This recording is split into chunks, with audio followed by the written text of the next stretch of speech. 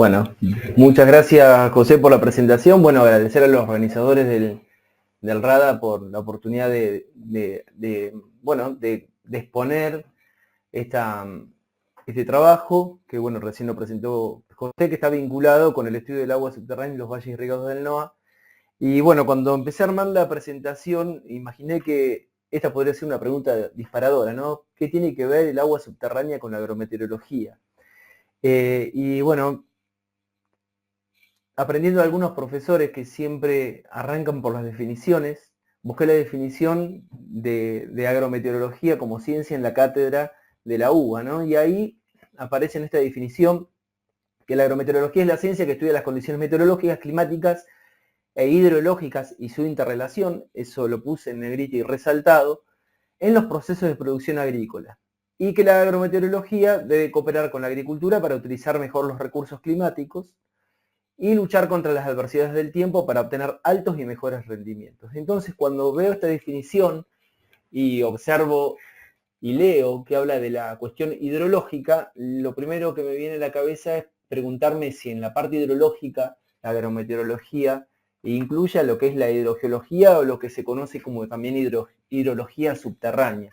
Y sin duda que en esta definición la agrometeorología la incluye a hablar de cuestiones hidrológicas, donde, bueno, sin duda la hidrogeología o la hidrología subterránea es parte del ciclo y donde la agricultura, como vamos a ir viendo en las presentaciones, tiene una implicancia bastante importante en los balances hidrológicos.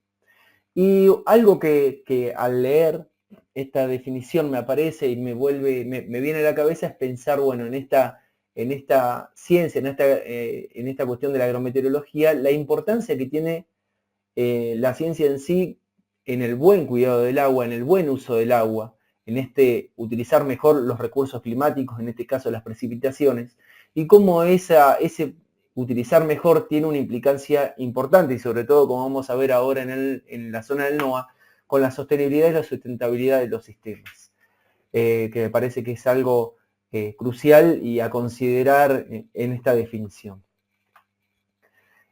Y en cuanto a la hidrogeología o la hidrología subterránea, para aquellos que no la conozcan o no sepan de qué se trata, bueno, comentarles que es la ciencia que estudia el origen y la formación de las aguas subterráneas. Y después vamos a ver un poco, bueno, de dónde viene ese origen, ¿no? De esas aguas. Así como su movimiento, las características físicas, químicas, biológicas. Y bueno, estudia diferentes cuestiones vinculadas al agua subterránea, como es su difusión, su movimiento, el régimen, el balance, las reservas, y sobre todo también cuestiones vinculadas a su aprovechamiento, regulación y la evacuación de las aguas subterráneas cuando esto es necesario. Entonces acá la palabra clave que me aparece, que se vincula directamente con la agrometeorología, es la palabra recarga. Es decir, el agua que en algún momento estuvo ciclando en este gran ciclo hidrológico y por alguna razón termina llegando a un acuífero, almacenándose, moviéndose a través de los poros, transformándose en agua subterránea. Y para que eso ocurra, lo que tenemos que considerar, y esto es algo como muy esquemático que suelo mostrar, es, bueno, tenemos que considerar, imaginemos que tenemos en este caso un suelo, una zona no saturada por debajo de la zona badosa, por debajo de la zona de las raíces, y tenemos debajo una zona saturada, es decir, en este caso hay diferentes tipos de acuífero, seguramente que si hay algún geólogo en esta presentación va a poder levantar la mano y decir, bueno, pero ahí estás hablando de un acuífero que tiene unas particularidades, que en este caso es un medio porosoclástico, donde los materiales están saturados con agua. Y tenemos en el fondo, en este caso también puede ser una arcilla, pero acá yo en este dibujo puse una roca como material impermeable que permite que el agua llegue hasta una base y se vaya acumulando, almacenando, y bueno, seguramente si esto lo ampliamos y lo hacemos en una escala mucho más grande, vamos a ver que hay una pendiente y lugares de mayor a menor energía donde el agua se puede ir moviendo. Pero ¿qué ocurre? A mí lo que me interesa, y en esta primera parte hablar vinculado a la meteorología, la importancia que tiene esta relación, ¿no?, entre la planta, el suelo, la atmósfera y las precipitaciones.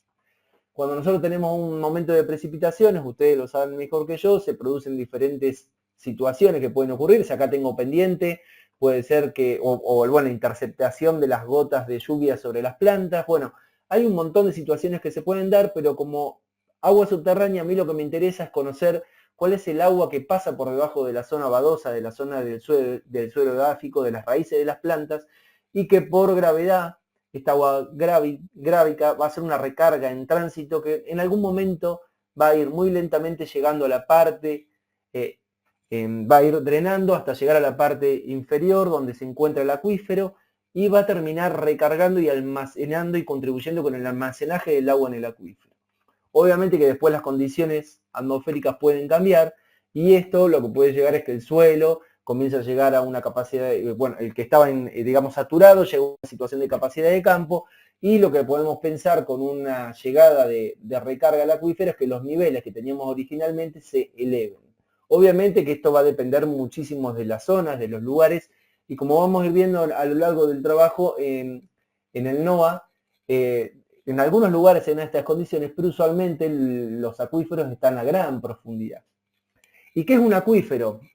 Un acuífero es una formación geológica que es capaz de recibir agua, como puede ser el agua que está recibiendo acá por recarga, por una precipitación, almacenarla y también cederla. Es decir, que si yo hago aquí una obra o un pozo, la pueda extraer y que esa explotación sea económicamente útil en función del uso que se requiera. Puede ser que hay zonas donde uno puede hacer un pozo y sacar un caudal de agua muy bajo si yo lo quiero para riego, pero quizás para una familia 2.000 litros por día sea un volumen más que suficiente para el mantenimiento de las actividades de una casa y del abrevado animal, por ejemplo. Entonces todo va a depender, el acuífero, también de la utilidad que yo le quiera dar a ese agua, tanto en volúmenes de extracción como en calidad.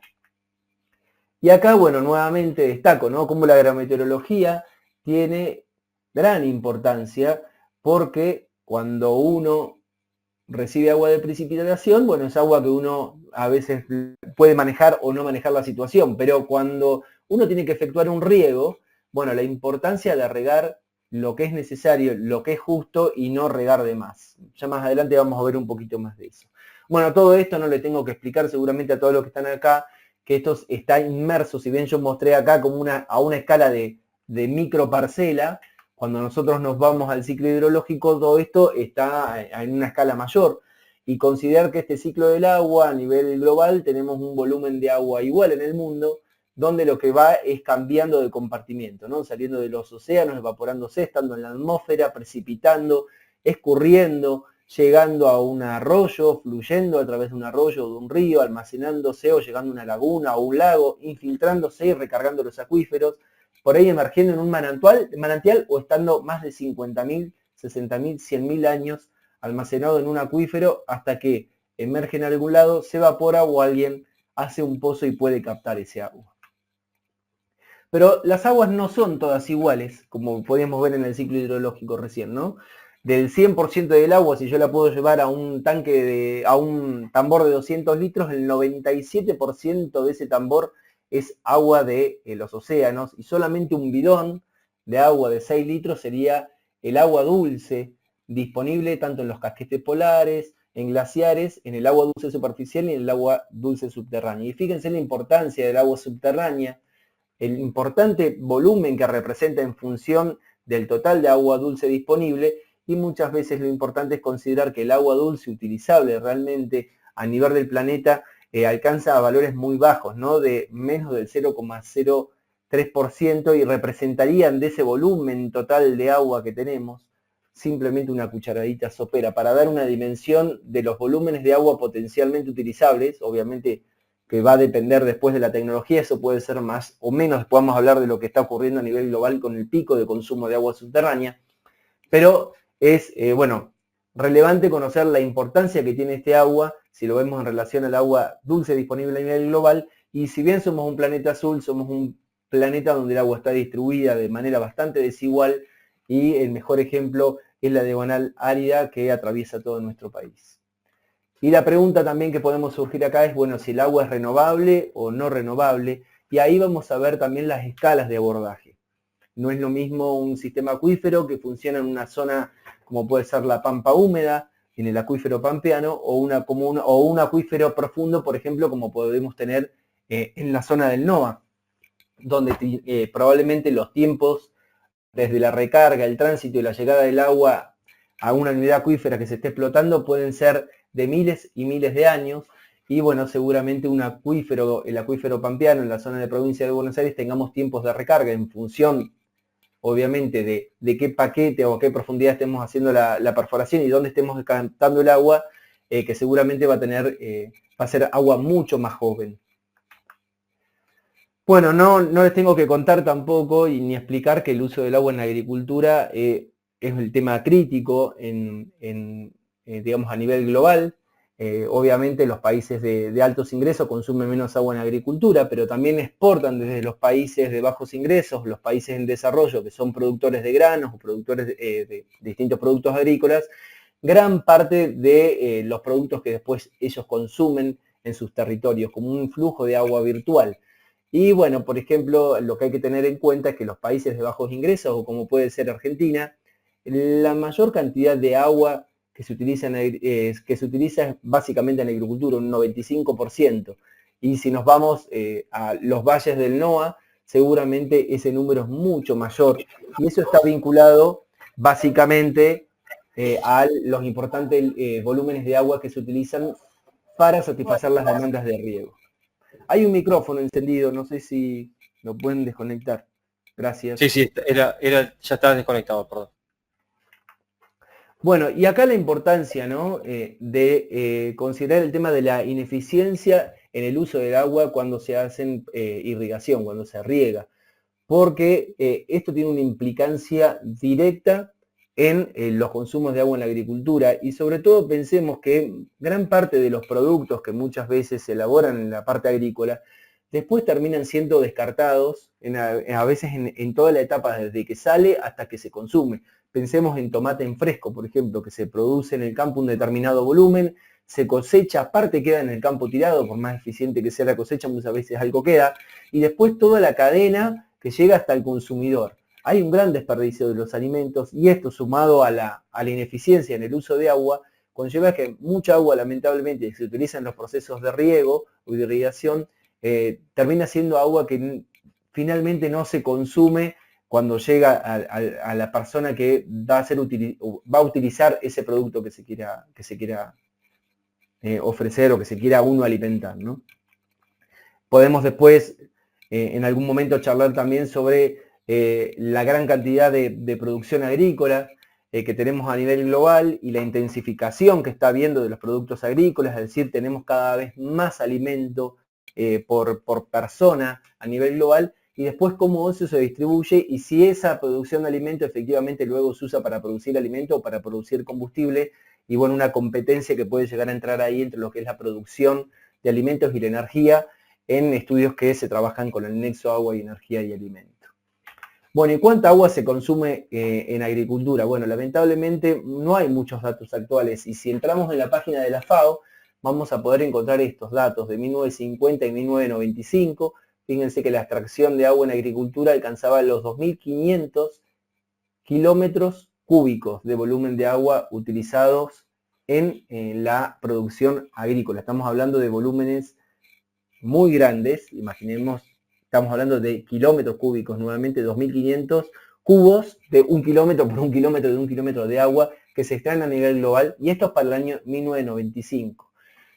Datos actuales no hay, pero quizás utilizando, por ejemplo, lo que son las huellas hídricas y viendo la cantidad de agua que se utiliza para producir determinados alimentos y buscando en la base de FAO, que también está disponible a nivel global, los volúmenes de producción de carne, de azúcar, de trigo, de sorgo, bueno, lo que queramos buscar, seguramente podremos hacer un estimado de los consumos de agua que hay a nivel global y que seguramente van a ser mucho mayores a los que teníamos en el año 1995. Ese es un ejercicio interesante para hacer. Alguna vez lo hice con algunos productos y los volúmenes de utilización en función de los datos de huella hídrica son muy elevados. Ahora bien, tenemos que pensar que en la producción de alimentos, el agua y la energía están muy vinculados sobre todo en la agricultura irrigada. ¿Por qué? Porque tenemos diferentes tipos de agriculturas irrigadas. Tenemos aquella agricultura que se efectúa con un tipo de riego complementario, es decir, que el mayor aporte a la actividad agrícola es en función de las precipitaciones. Y parte de los momentos de necesidad hídrica se lo satisface a partir del riego, ya sea a partir de una fuente superficial que se conduce y se hace el riego, o a partir de un pozo, es decir, utilizando agua de un acuífero, que para eso obviamente lo que necesito es energía eléctrica para poder inyectarlo. Y obviamente si yo quiero hacer un uso eficiente y usar riego por goteo, bueno, también voy a tener que utilizar energía. La energía y el riego van de la mano, y el uso eficiente del agua y la energía son parte de una misma familia en el momento que uno tiene que hacer los trabajos y analizar las vinculaciones. Pero también tenemos otra situación, ¿no? Que es la agricultura que simplemente o solamente puede existir bajo riego. Y es ahí donde las precipitaciones son tan bajas que si no se hace algún tipo de riego es prácticamente imposible producir. Y ahí también las fuentes son tanto superficiales como también subterráneas, donde necesitamos energía. Pero hay otro tipo de agricultura, y esta agricultura en particular se da mucho en la provincia de La Rioja, por sus escasos volúmenes de agua superficial, que es la agricultura bajo riego electrodependiente, es decir, aquella agricultura que solamente se puede efectuar en función del aprovechamiento del agua subterránea o de la explotación intensiva del agua subterránea y el uso de energía eléctrica.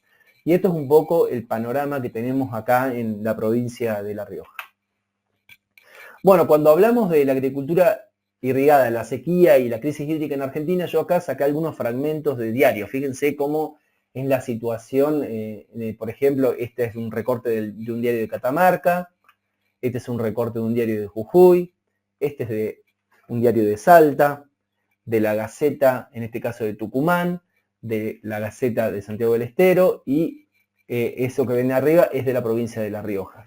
Fíjense cómo todos prácticamente el año pasado, estos son datos de capturas del año pasado y partes de este año, plantean la preocupación sobre la crisis hídrica que está atravesando el país, y que, bueno, tuvimos algunos alivios con estas lluvias que hubieron en las últimas semanas, pero plantean cómo la mayoría de los diques están en niveles críticos, con muy bajo caudal de agua, muy bajos volúmenes de agua almacenadas, y por lo tanto bajos caudales que se pueden suministrar para los distintos usos, porque los diques no solamente a veces se usan para almacenar agua para riego, sino también para consumo humano, para generar energía.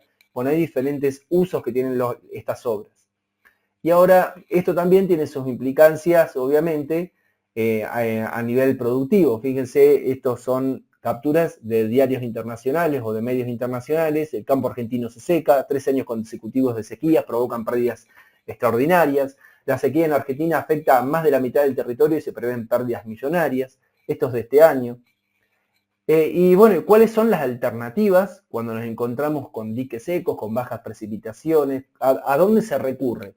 Y básicamente se recurre al uso del agua subterránea, que es sin duda el recurso hídrico clave para la sostenibilidad de muchas de las producciones en el noroeste argentino. Fíjense que eso es un diario de Salta, el otro diario es un diario de La Rioja, un diario de San Juan, un diario de Mendoza. Fíjense cómo todos hablan y ponen el ojo en los sistemas acuíferos o en el agua subterránea como el recurso a ir en caso de que tengamos una situación de crisis hídrica.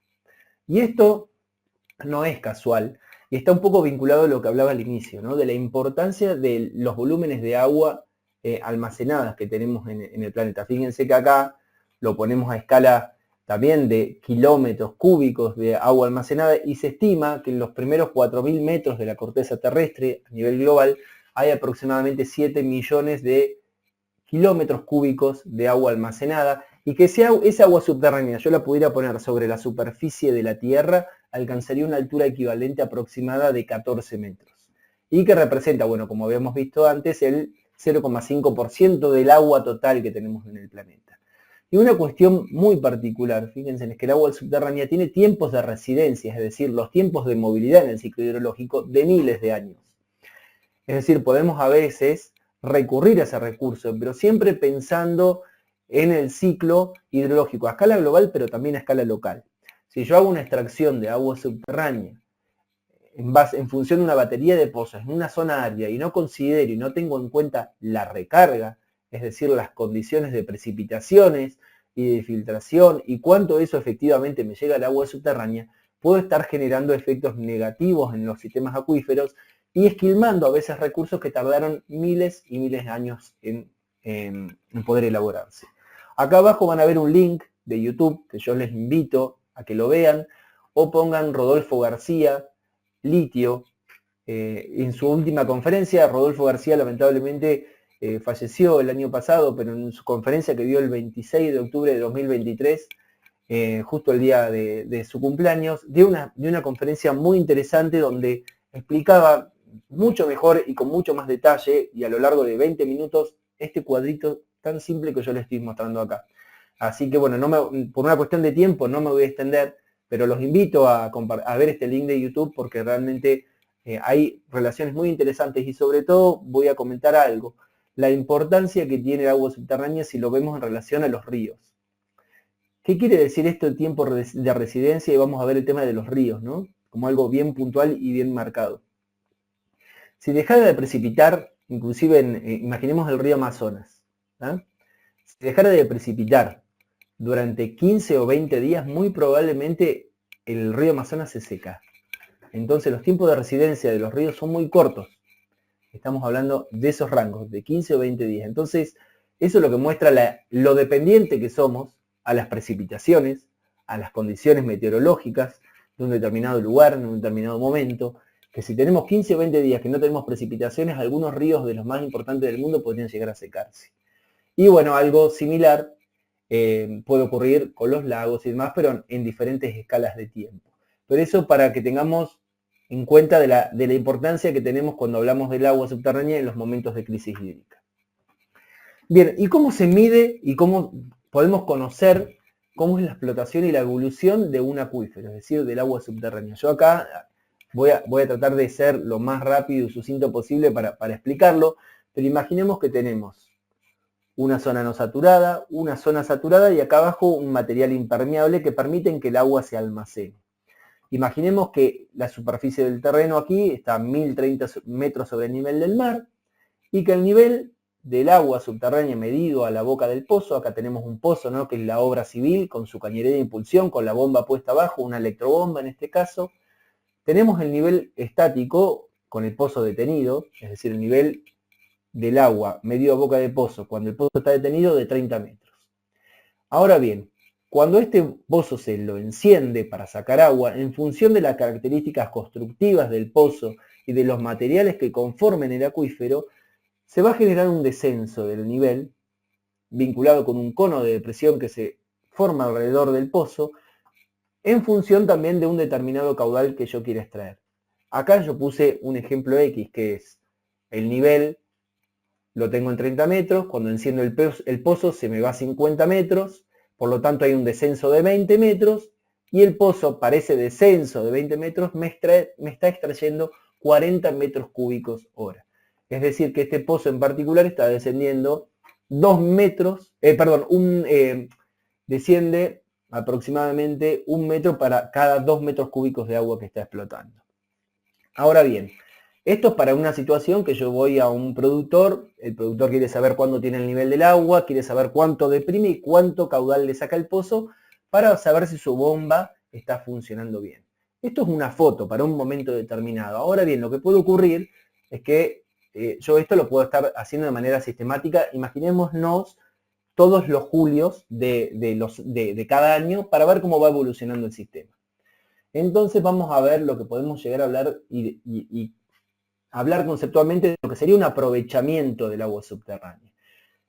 Sería una situación donde yo enciendo los pozos, los niveles descienden, fíjense que se mantienen los niveles dinámicos a lo largo del tiempo en función de la extracción. Imaginemos que esto es en invierno, esto es en primavera, esto es en verano, y cuando vuelvo a otoño-invierno otra vez, que sería mi situación inicial del equilibrio sin bombeo, voy a medir los niveles y los niveles prácticamente no me cambian. Obviamente que esto siempre va a ir en función de la recarga que anualmente esté recibiendo el sistema.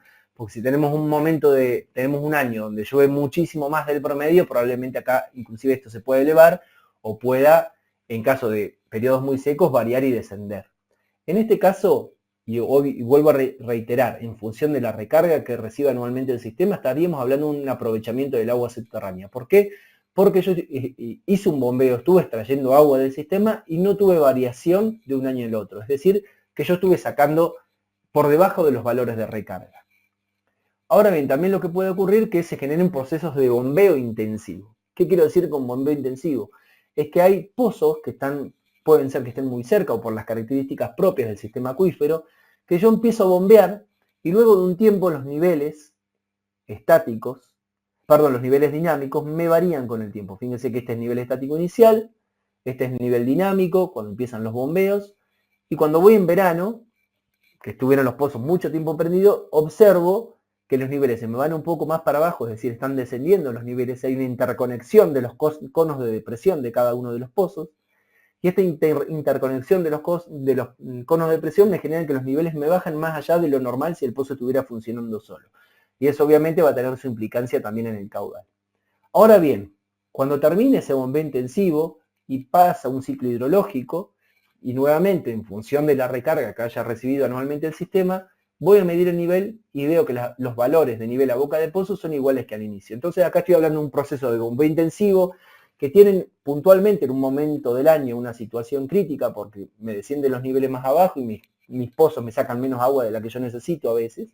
Puede ocurrir, como podemos ver, si estaban sacando 50 y se me van a 40, quizás yo estoy necesitando más agua de la que me esté sacando el sistema. Pero cuando voy a medir luego el ciclo hidrológico, la situación, yo no estuve sacando más agua que por encima de la recarga. Se pueden dar situaciones similares a la anterior, para no volver a repetir, pero ya cuando voy a medir luego de un ciclo hidrológico, y nuevamente digo, en función de la recarga que haya recibido anualmente el sistema, los valores los tengo 50 centímetros más abajo, por ejemplo. Entonces acá, lo que sí puedo advertir es que estoy empezando a tener un proceso de explotación intensiva, es decir, que estoy sacando más agua de la que se está recargando en el sistema. Entonces que estoy haciendo un vaciamiento de las reservas de agua que tiene almacenado el sistema acuífero, o el acuífero en este caso.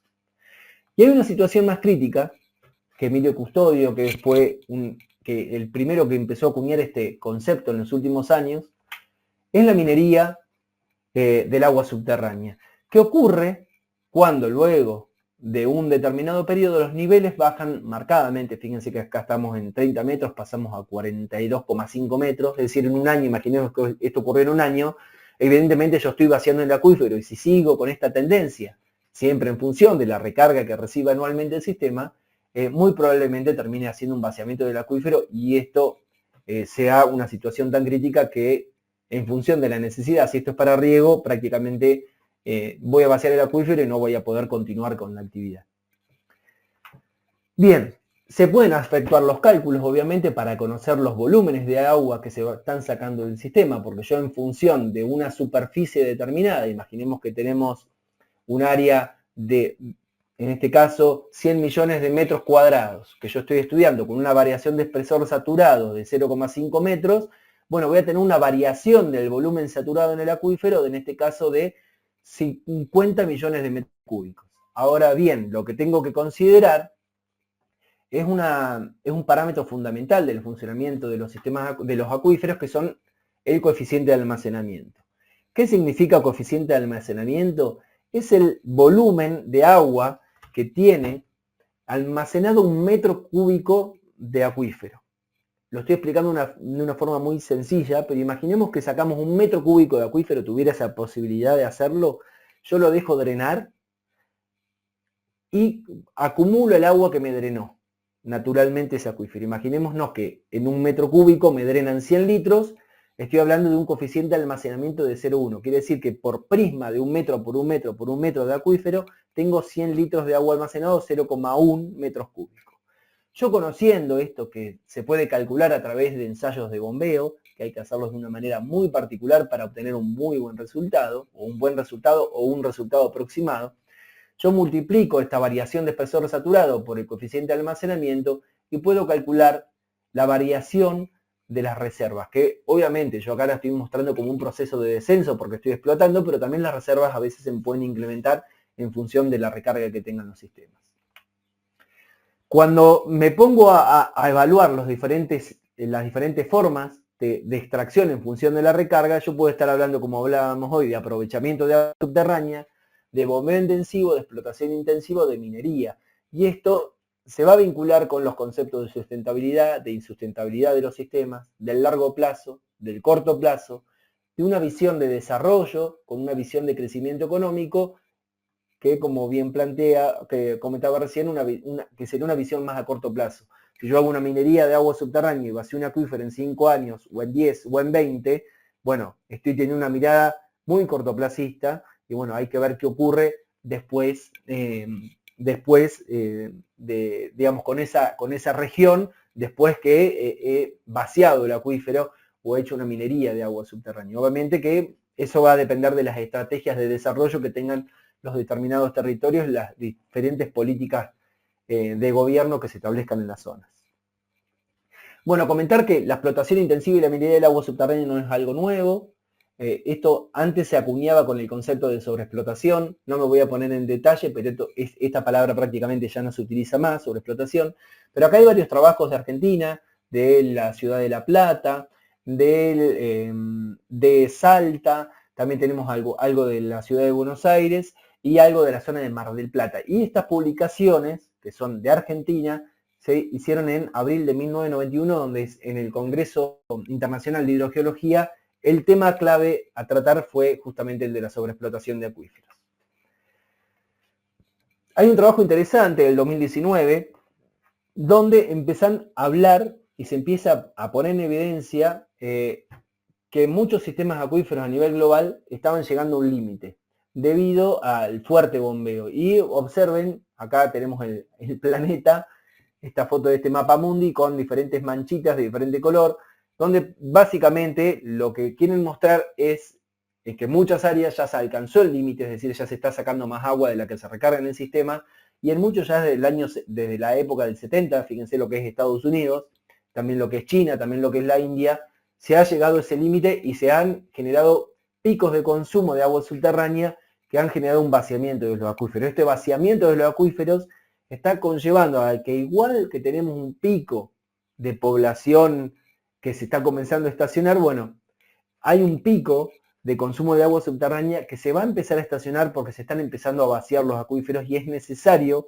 empezar a ver qué estrategias se van a adoptar a nivel global para empezar a disminuir esta tendencia, porque tiene muchas consecuencias, entre ellas, por ejemplo, hace un tiempo hubo una publicación que argumentaba o que exponía y explicaba, y bueno, y es una publicación científica, que mostraba que el eje de la Tierra, aparte de los cambios que puede estar teniendo en sus grados, está vinculado a la fuerte explotación intensiva de agua subterránea a nivel global y el movimiento del agua en este ciclo hidrológico que está siendo acompañado por acción entrópica. Bueno, fíjense en el caso de Argentina, como hay varios puntos que aparecen ya desde el año 90, bueno, que han llegado a su límite, y hay otras zonas que ya han llegado a su límite y que no están en color rojo, ¿no?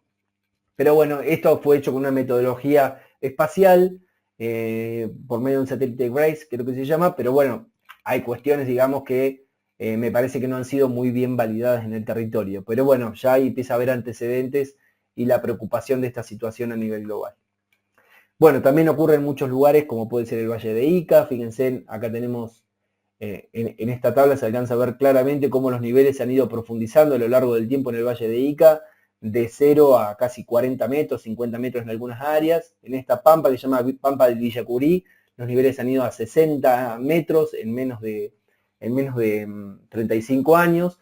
Y como en el Valle de Ica empezaron a hacer obras importantes, exportando agua de otra cuenca y haciendo lagunas para hacer recarga artificial de acuíferos, y esto ha generado que los niveles se comiencen a estabilizar. Pero bueno, tienen agua para poder exportar de otra cuenca.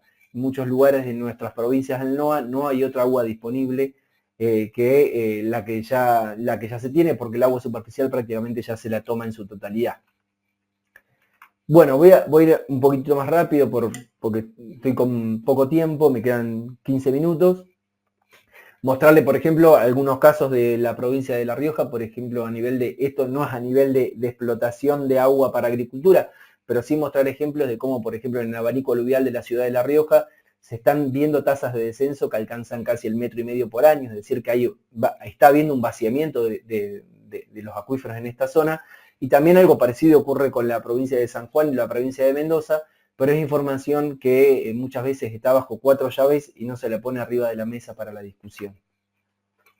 Bueno, ahora les voy a mostrar algunos estudios de la evolución de sistemas acuíferos en el NOA, lo voy a hacer un poquito rápido después de esta introducción, pero bueno, Chilecito se encuentra en lo que es el Valle Central Antinaco Los Colorados, es este valle que encontramos acá, estas son las sierras de Famatina, estas son las sierras del Velasco, y en el medio de este valle hay una gran fosa tectónica, donde prácticamente hasta el año 70 toda la producción agrícola era en base al agua de los ríos. Y a partir del año 70, con estudios hidrogeológicos que advirtieron el volumen importante de agua almacenada en el acuífero, comenzaron a hacerse pozos, que es la obra de captación para poder extraer agua del sistema.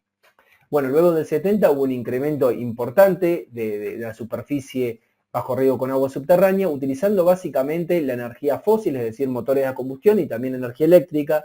Ya a partir de los años 90 comenzó la tecnología por riego por goteo, pero utilizar riego por goteo no significa que uno riegue bien. Uno puede estar utilizando riego por goteo, pero estar regando mucho más de lo que necesita la planta por las láminas de riego que se debería aplicar, o porque incluso se podrían hacer algunas estrategias de riego deficitario, como es lo que se empezó a utilizar fuertemente en los últimos años acá en el Valle, para tratar de disminuir en algunos momentos particulares del año los volúmenes de agua subterránea de manera tal de regar aún menos de la lámina requerida por el cultivo.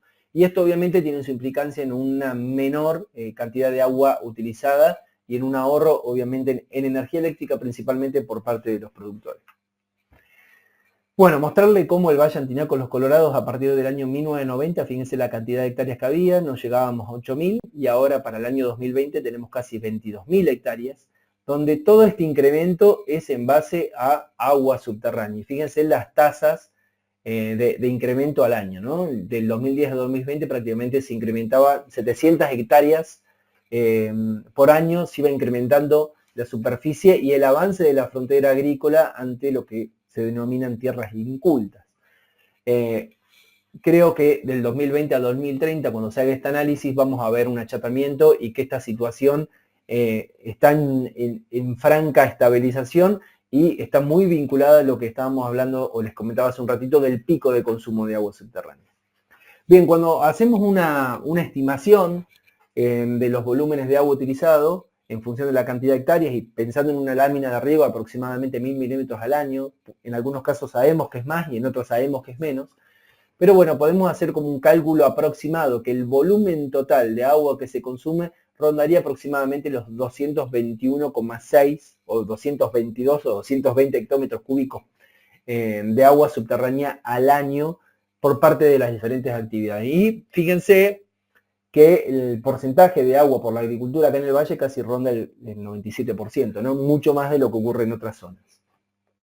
Si consideramos que la recarga que se estima en estas zonas es de 136 hectómetros cúbicos al año y que la extracción es de 222 prácticamente, tenemos un balance negativo en el acuífero de aproximadamente 86 hectómetros cúbicos al año.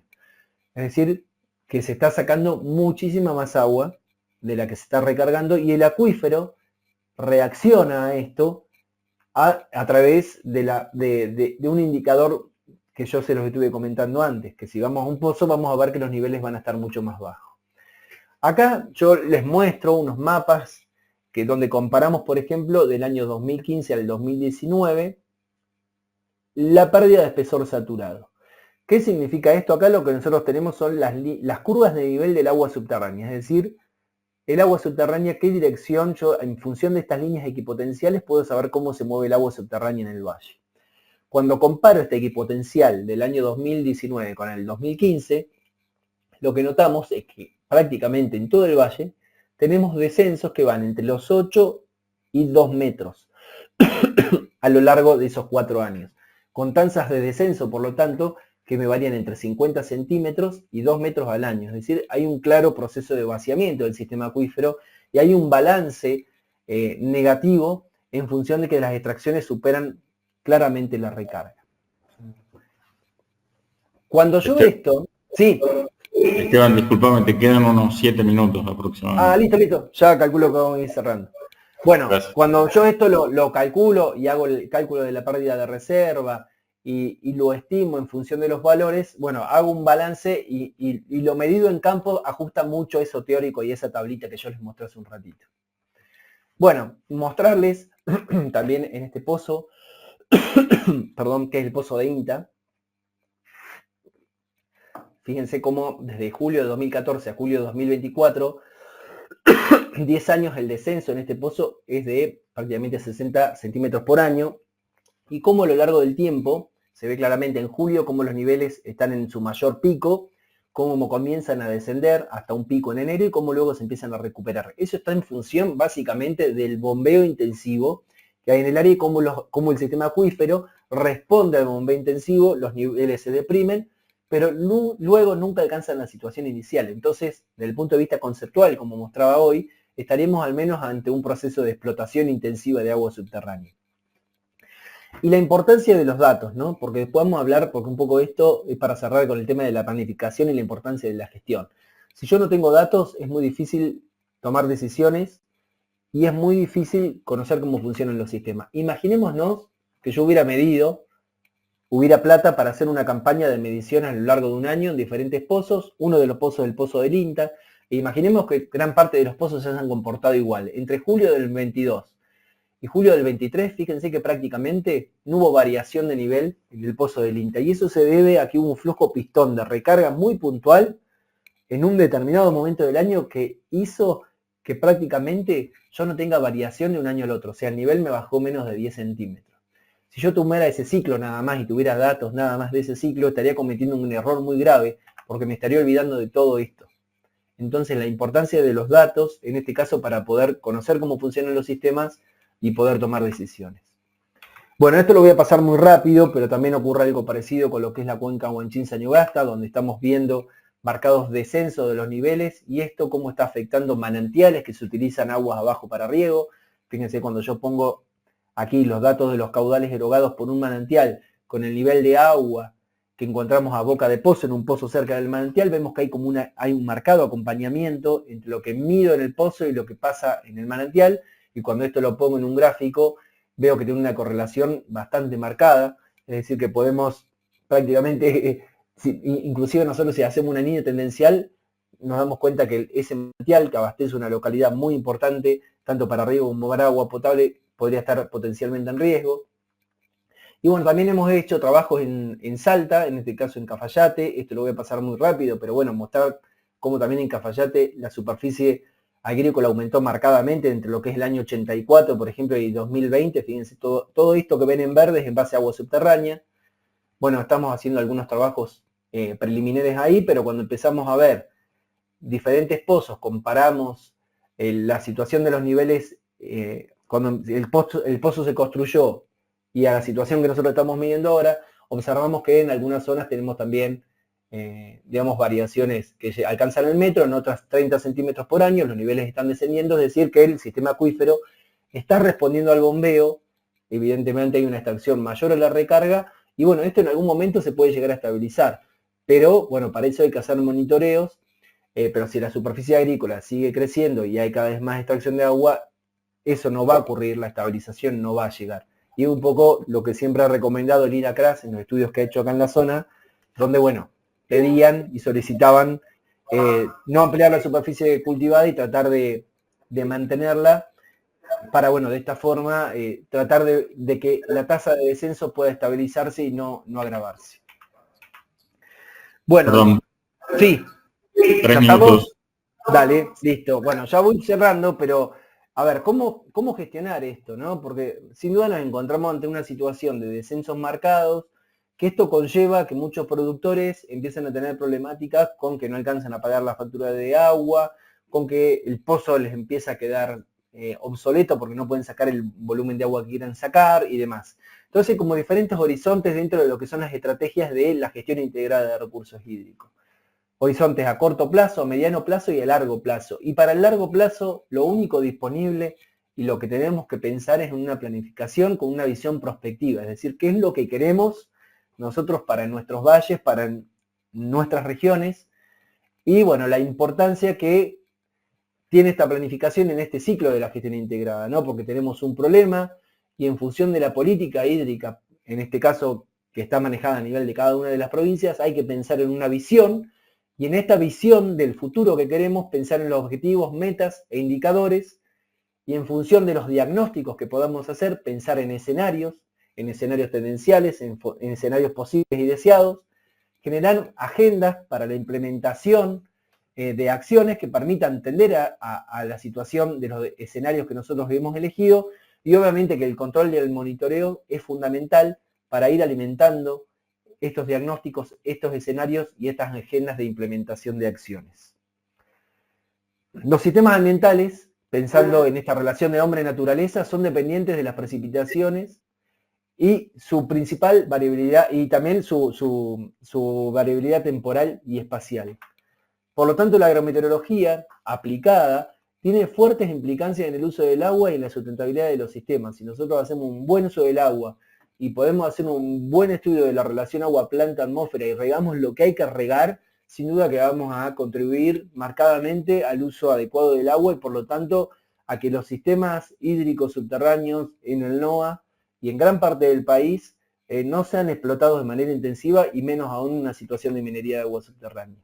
Y la gestión integrada de los recursos hídricos es solo posible con planificación, y la agrometeorología es una ciencia clave para estos diagnósticos, escenarios, implementación y control. Así que, bueno, perdón si me pasé un poquito, era todo lo que tenía para contarles. Gracias. Muchas gracias, Esteban. Muy buena tu exposición. Tenemos una sola pregunta hasta el momento. No sé si vos la lees en el chat o yo te la leo. Luego de finalizado el periodo de lluvia, ¿qué tiempo se observa, así en líneas generales, la recuperación de una perforación de un pozo? Bueno, eso, como decía, depende mucho de las condiciones y de dónde esté ubicado. O sea, a ver, voy a dar un ejemplo de este flujo pistón que yo comentaba que tuvimos acá en Chilecito, en el pozo de la Experimental, y que lo vimos en otros 4 pozos en el valle en el año 2022. Entre el año 2022 y 2023. Y nosotros, los que somos de acá de la zona, y bueno, nosotros tenemos datos también de caudales medidos, el año pasado, por lo que sería el río Los Sarmientos, pasó agua prácticamente hasta septiembre. Hubo un continuo flujo de agua pasando por el río, y nosotros creemos que se generó una recarga como un flujo pistón que permitió que los niveles en ciertos pozos localizados en una zona muy puntual no reaccionaran a un descenso tan marcado. Ahora bien, si yo estoy, imaginémonos, en la pampa húmeda, que tengo el nivel de agua subterránea a menos de 1 metro y cae una precipitación de 50 milímetros en 4 días, y yo voy a ir a medir y capaz que el nivel de agua lo tenga a 10 centímetros del suelo, es decir, la recuperación sea muy rápida y lo pueda ver rápido por la profundidad que tenga el acuífero, por las características que tienen los materiales y bueno, por el proceso de saturación y las fuertes precipitaciones. Digamos, hay un montón de variables que hacen y que llevan a que, en función de las precipitaciones que se tengan en un lugar, las características del acuífero, las profundidades, la porosidad efectiva que tenga el acuífero, bueno, un montón de cuestiones que van a hacer a que me reaccione de manera más rápida o menos rápida el nivel y la llegada de la precipitación al agua subterránea. Es decir, cada situación depende, es particular y hay que hacer los estudios específicos para conocerlo, digamos. Bien, muchas gracias, Esteban. No tenemos más tiempo y preguntas, así que ya te agradecemos y damos por finalizada tu... Perdón. Tengo una pregunta. No nos vamos todavía. Es claro el uso del agua para la agricultura. ¿Pasa lo mismo con el uso? Y se me quedó. que hacen las minerales, me imagino que son las mineras. ¿Repito? Estás muteado, Esteban. Sí, perdón. Me había muteado para no hacer ruido. Bueno, interesante la pregunta, porque lo vamos a poner en números. Imaginemos que una empresa minera que utiliza 700 litros por segundo de agua, eso, si consideramos una determinada superficie productiva, que se irrigue exclusivamente con agua subterránea, a una lámina de 1000 milímetros al año, son aproximadamente unas 1400, 1500 hectáreas de plantaciones, como para dar una relación. Estamos hablando de caudales de explotación, de cómo se pueden equilibrar. Lo que estoy hablando de 700 litros por segundo era el caudal que aproximadamente utilizaba la minera La Lumbrera, en Catamarca. Eso, si lo correlaciona solamente con la variable volumen de agua, equivale aproximadamente a 1500 hectáreas de una plantación que utilice una lámina de 1000 milímetros. Un poco más, poco menos, no tengo un número muy exacto en la cabeza, pero algo así es. Lo que quiere decir, después también hay otras variables que están vinculadas con lo que yo quiero hacer de desarrollo en un determinado lugar, ¿no? Que esas son los espacios donde se tienen que dar las discusiones, y esto donde entra la cuestión de la planificación. La planificación no lo hace una persona sola, o al menos no debería, si se quiere llamar planificación en sí, sino que tiene que haber espacios para el trabajo interinstitucional, con parte técnica, con parte política, porque en esta cuestión entran un montón de variables y una gran complejidad. Cuando la planificación lo hace una persona sola, y bueno, seguramente, o un grupo muy reducido, sin diferentes, digamos, formaciones, y bueno, por ahí no vamos a llegar a la planificación que queremos. Bien. Bueno, muchas gracias, Esteban, nuevamente, y vamos a pasar a la mesa redonda